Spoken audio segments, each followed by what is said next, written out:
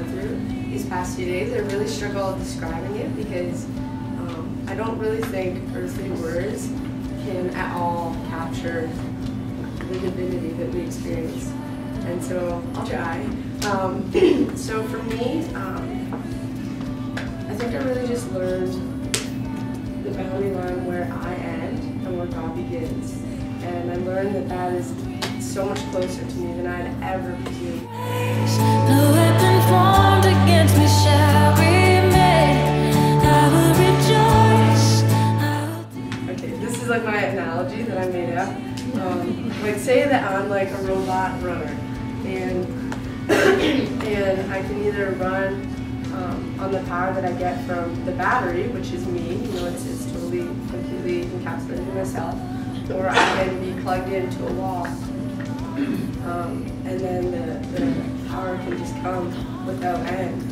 And I guess I always like said, you know, like Philippians 4:13, I can do all things through Christ who strengthens me, but it's so much more real truth when you actually get the opportunity to live that out. And I think with the special, it's so completely exhausting that you don't really have the opportunity to rely on yourself anymore because there is no you left. And so there's a lot of instances on our team, and I think just in general, where I really got to see that truth play out in real life. So for me, there's this one event, and I was really not wanting to do it at all. It was the underwater swimming one, and I was like, man, I really don't want to do this. And for some reason, like, whenever God was calling me to do it, so I was like, okay.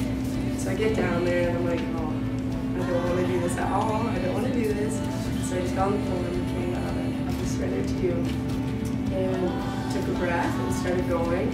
And I got to the first end, and I was like, okay, I'm coming up. And then, you know, I was like, no, I'm going to try and see how far I can go. And so I ended up making it there and back. And I think that's pretty amazing for me because I used to be asthmatic. So it's not like, you know, that could at all come from me. So I'm really just astonished at that. I'm just completely in awe of God. And I think the best example of that kind of perseverance on our team is Caitlin.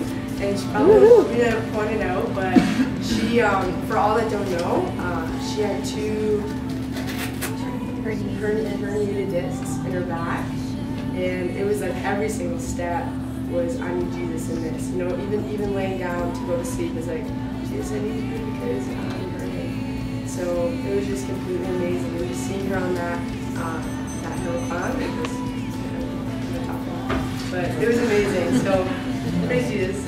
That's all I would.